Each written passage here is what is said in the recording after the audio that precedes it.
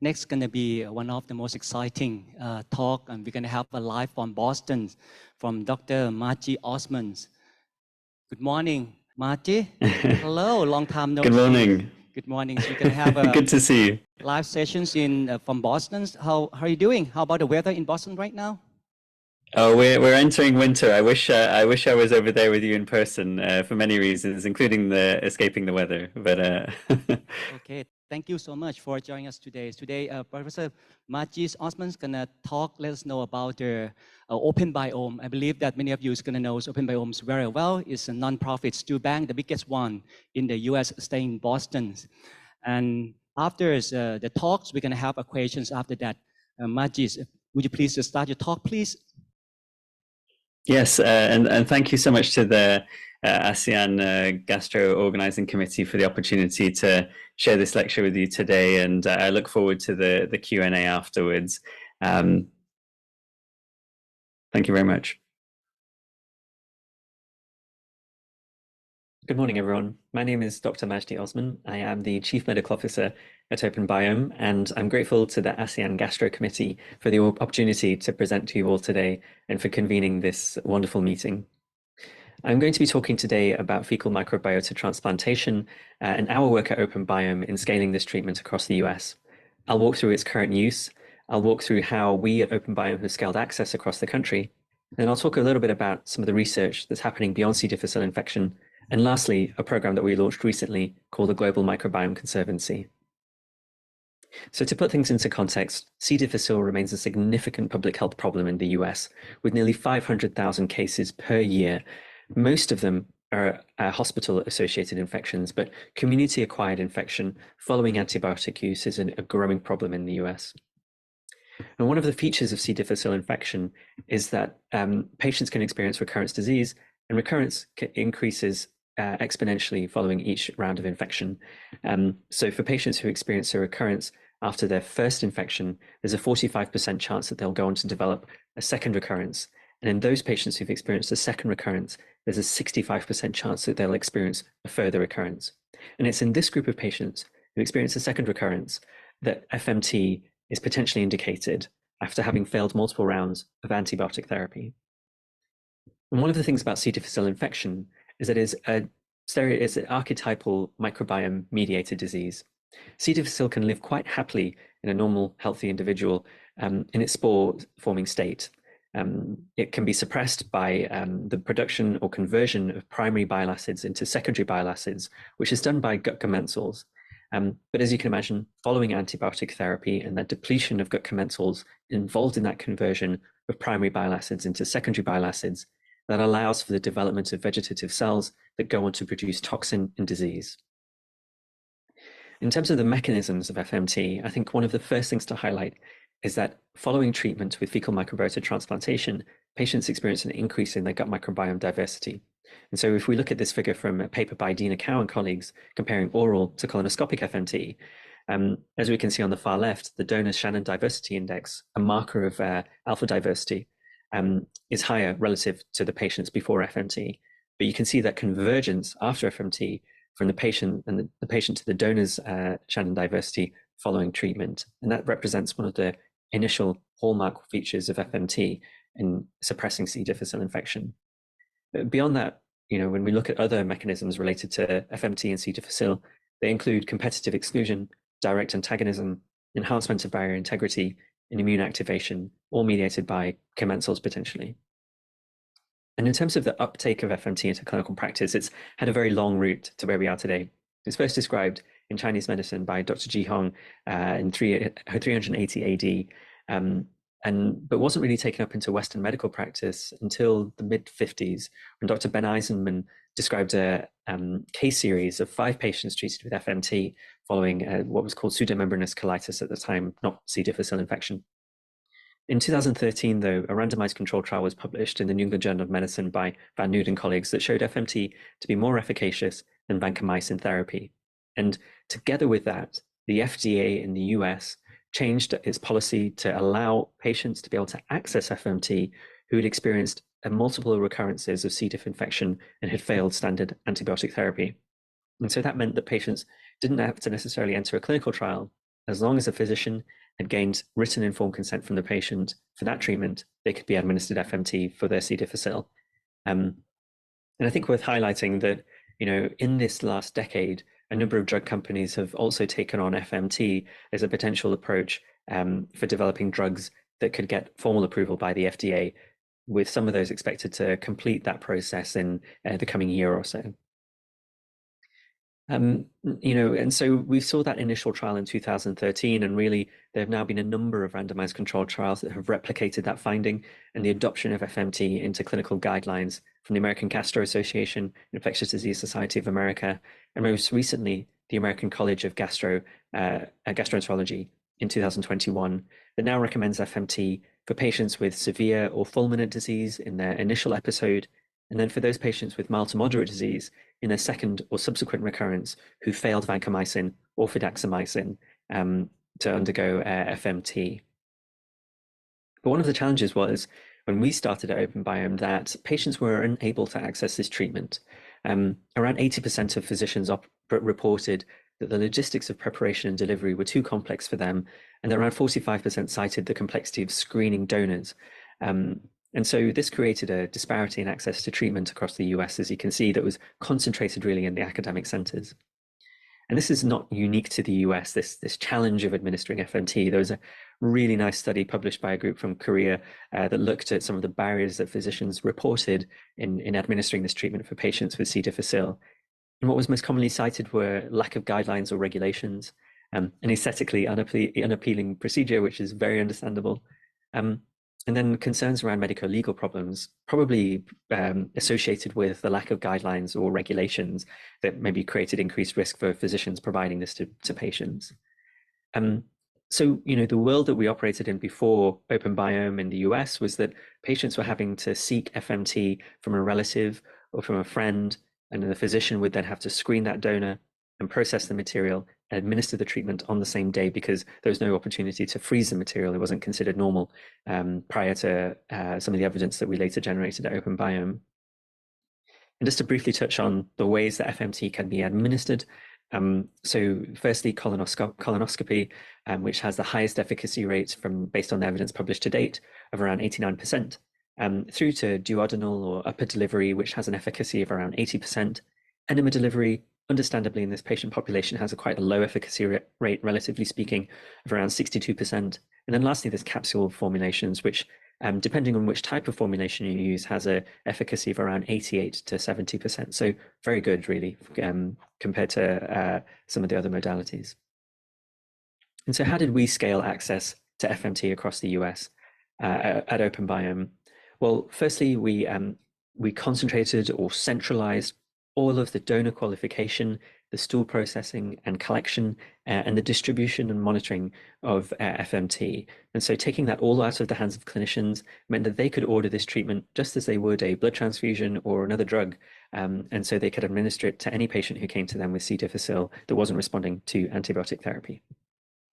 Our donor qualification, we've described this in the New England Journal of Medicine in 2019, but briefly, it follows a three-step process where, for those that pass through the initial survey, are invited in for an in-person clinical assessment guided by one of our nurses to assess for risk factors for gastrointestinal diseases, but also other non-communicable diseases that are potentially microbiome-mediated, ranging from autoimmune conditions to atopy to asthma and even mental health conditions.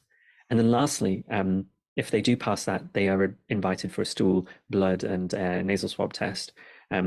Things to highlight here are multi-drug resistant organism screening that we perform, but also SARS-CoV-2, obviously, given the concerns around potential stool shedding. And we do that both in stool and also by a nasal swab. The overall pass rate for stool donor screening is just under 3%, and this is in keeping with many of the other findings from other groups who've done this, including those in China and India, and in Europe as well. And so I think until recently, one of the challenges was that there was no international consensus around what donors should be screened for. And so I think, we've seen now, though, some guidelines being developed through international consensus groups, including participants from Hong Kong, from China, from Europe and the US and South America to develop consensus guidelines for what folks should be screened for. And I think certainly worth referencing this if any folks are thinking about launching their own stool banks. From our experience at OpenBiome, the steps beyond the donor screening are relatively straightforward. But what is a challenge is making sure that this is performed in a consistent and a rigorous setting under GMP conditions. But essentially, once the material is donated by the donor, it undergoes some relatively straightforward homogenization, filtration, and combining with a glycerol saline buffer, and then stored before turning it into either a liquid formulation for colonoscopic delivery or upper delivery, or into capsules for oral delivery. And so through this model, we've been able to scale FMT across the US. From 2013, you can see the low access across the US to a state now where we have 99% of the US population within a 4-hour drive of a clinician who is receiving OpenBiome FMT. And this has meant a reduction in wait times for treatment of around 43%. And we gathered outcomes data on every single patient who receives an OpenBiome FMT. 65,000 patients have now been treated using OpenBiome FMT, and we see pretty consistent clinical outcomes of around 82% overall for lower delivery and around 70 to 75% for upper delivery and capsule delivery, keeping in line with some of the randomized controlled trials that have been published, as you can see in this plot here. Things to highlight as well beyond moderate or recurrent disease. In the case of fulminant or severe complicated disease, a study was published from our colleagues in New York showing a 77% decrease in odds for mortality, and in pediatrics, an 86.6% cure rate in a 335 patient cohort followed by the North American Society of Pediatric Gastroenterology, Hepatology, and Nutrition. And I think the takeaway from this slide here is that in the US, national FMT registries have been established that have been set up now to follow patients in the long run, because I think one of the shortcomings of FMT, or our knowledge around FMT to date, is that we have no good evidence on the long-term outcomes amongst patients. And so the American Gastro Association, the Infectious Disease Society of America, together with folks, Dr. Colleen Kelly and Professor Rob Knight at UCSD, will be following up 4,000 patients for 10 years after their FMT. To date, in the cohort that's been enrolled, which was launched very recently, they've reported a 90% clinical cure rate in C. difficile infection. And safety, I think, is always something that should be highlighted. I don't have the time to dive into this slide in too much detail, but I think one of the things to highlight here is that patients should always be advised on the risk of infection. At OpenBiome, one of the things we always make sure that patients are reminded about is the potential risk of antibiotic-resistant infections, and in those patients who are immunocompromised as well, who may potentially be at increased risk of infection. Other potential side effects include allergy or anaphylaxis. To date, we haven't had any cases reported of anaphylaxis, and none that I'm aware of in the literature. And there's also the potential risk of transmission of a non-infectious disease, given the association with the microbiome in other non-communicable diseases. And so while to date there haven't been any cases of this, I think it's always something worth highlighting to patients as a potential risk. This is an important case, I think, that has really influenced the field and folks who have been thinking about this. This was a case of the transmission of extended spectrum beta-lactamase producing E. coli in 2 patients. And they were treated using FMT, not from OpenBiome, but from a hospital-based stool bank in the US that had not screened their donor, for ESBL. And so I think the main takeaway from this is the importance of rigorous donor screening in mitigating the risk of infectious disease transmission. So beyond C. difficile, we've seen now an uptick in the number of different studies that have been taking place, assessing the potential of FMT in other disease areas. OpenBiome as a stool bank has been involved in over 50% of these in the US, and they range from diseases from Crohn's disease all the way through to multiple sclerosis, and they're listed here for your reference. And as a stool bank, what is what value can be added from having access to treatments from a stool bank for researchers who are looking to do FMT trials? Well, firstly, I think one of the great things about a stool bank is that we are able to standardize the treatments for some of the larger studies, and also across different studies as well, so that a lot of different research studies can occur, but they're all using consistently processed FMT that's been screened in the same way. The second thing is around clinical trial design. We integrate expertise from across the different trials that we've been doing, and in some cases have been able to arrange multi-center studies given occasions when researchers pursuing the same disease area have contacted us at the same time. Pharmacovigilance as well. We centralize all of the safety data across multiple trials, building up the safety evidence for FMT. And then lastly, donor selection as well, given that at OpenBiome we have at any one time around 40 donors who are actively donating to us, and have a history of over 1,000, nearly 1,000 donors who've provided treatments in the past. Now, one of the questions we always get asked is, does the donor matter? Well, in the case of C. difficile infection, the answer is likely to be no. If there is any effect, it's going to be extremely small and far surpassed by other factors like the site that's performing the FMT or the patient characteristics. But it might be potentially relevant in other diseases, and whether it's acute dysbiosis where any healthy donor may be fine, ranging through to a situation where you are wanting to correct some kind of community level function or restore the absence of individual taxa, or perhaps it's some other complex interplay with the host phenotype. There may be approaches where you want to maximize for missing taxa, or develop more sophisticated computational models to score donors on some particular features. And so we did this in a randomized controlled trial of FMT for hepatic encephalopathy.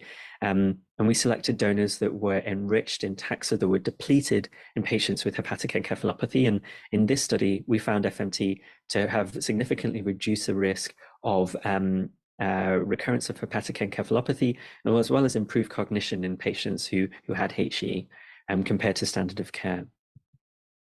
One of the other things about FMT and operating out of a large stool bank and gathering centralized outcomes data and safety data is that we can see for any serendipitous or additional signals that might point to new research areas. And so this is a very memorable case where a patient with C. difficile infection was treated for their C. diff, but they also had underlying alopecia areata.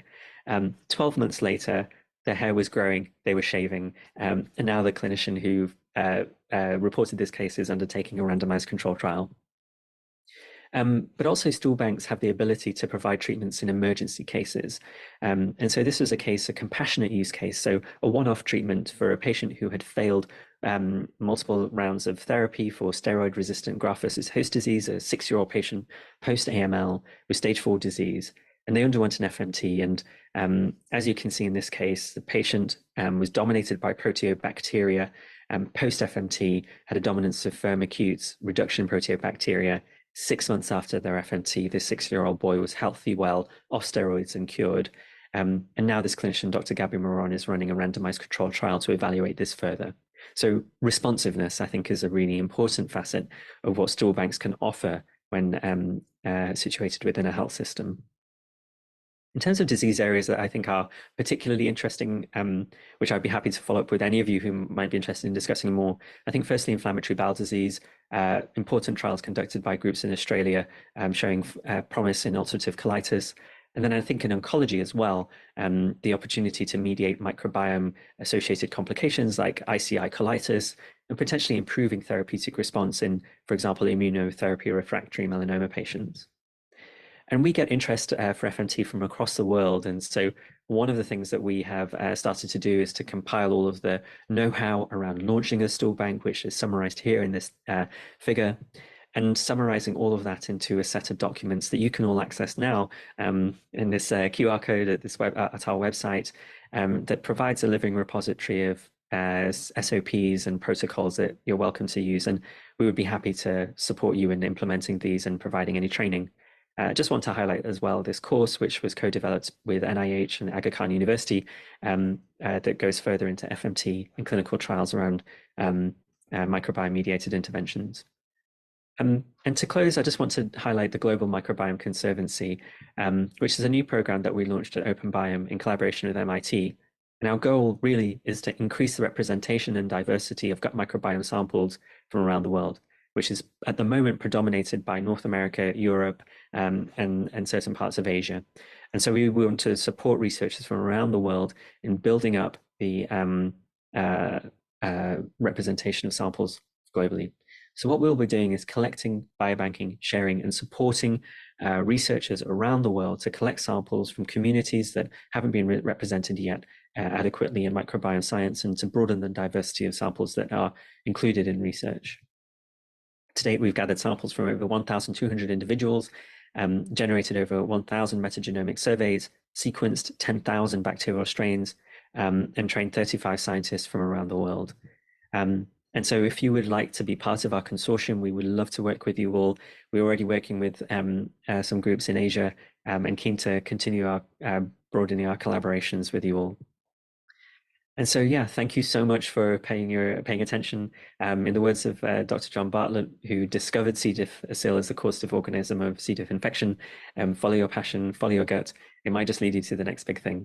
And please feel free to reach out to me via my email or my contact details in the code in this slide. Thank you so much.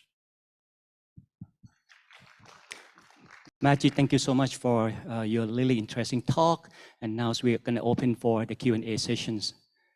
And I believe that right here we have many world experts. We start first with Professor Sugano, please.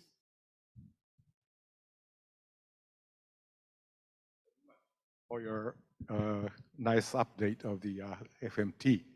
And I'm amazed that you have produced a capsule format for clinical use. And my first question is that how the microbiota consortium is preserved in a capsule format, especially absolute, anaerobics can be recovered.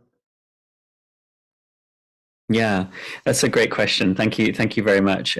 So I think the first thing to highlight is that at OpenBiome, we don't prepare the material in anaerobic conditions, but it's a really interesting question for the field and whether or not that is important for preserving those anaerobes, as you mentioned, and to make sure that we're transferring as much of the healthy community as possible to the patient. For the purposes of C. difficile infection, it seems that FMT is achieving very high levels of efficacy without having to do that. However, in other disease areas, it may be important to prepare the FMT material in anaerobic conditions because perhaps they are contributing to the disease process, and restoring those will be important for clinical cure. There have been a couple of papers that have shown that may be the case in Crohn's disease, for example, by Sam Costello's group from Australia. And similarly, if we're thinking about restoring the microbiome for enhancing response to immunotherapies, for example, in oncology, it may be important as well. In terms of the capsule preparation, we similar at OpenBiome take a similar approach for our liquid preparation. So we simply store it in a glycerol saline buffer solution, put it into a double capsule, size 00. So these are pretty large capsules, not suitable for kids, unfortunately.